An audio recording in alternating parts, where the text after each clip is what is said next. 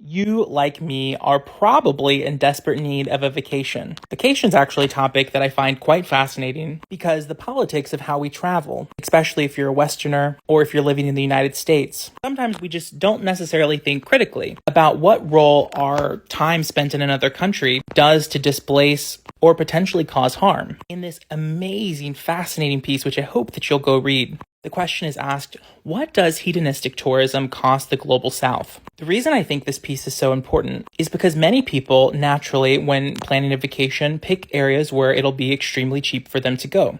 But when things are extremely cheap, that means that labor is being exploited. And we're talking less here about the, big commercial airline that runs the cheap fare. And we're talking more here about the local community who is only being paid, what the equivalent of less than $1 a day to be your tour guide around some island. I was on the phone with my best friend the other day who included this essay in her incredible newsletter. If you can, please go support this newsletter. You can subscribe for free. You get a free ebook. You can also become a paid subscriber if you can comfortably afford to do so. You likely know her from her incredible TikTok presence. She's amazing, and she amplifies creators like the writer of this essay. We were on the phone and we were talking about how sometimes the travel dynamics to foreign countries enable a sort of fetishization and also cosplaying of imperialism, especially if people don't have power and agency in their own country, in their own community.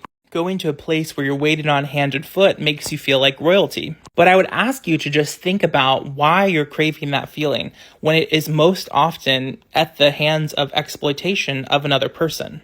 And I would encourage you to read this essay and think about how you can more sustainably travel, how you can plan trips where you're spending money that actually is going to the people who is the locals of wherever place you're visiting, how you can plan trips where you actually learn and immerse yourself in the local culture instead of just immersing yourself in 5-star hotels and English-speaking environments that displace and often exploit local workers. And above all, I hope that you'll read this and share it with someone else and have these conversations with your friends and family members. Because while it might be so cool to get that all expenses resort, think about the people that work there and think about how much they're paid and think about what that super, super cheap rate for you is doing for them. Because more often than not, the super, super cheap rate is exploiting them. Your super cheap, fabulous vacation in paradise comes at the cost of someone else's time, life, and labor. Just some things to think about. Love you.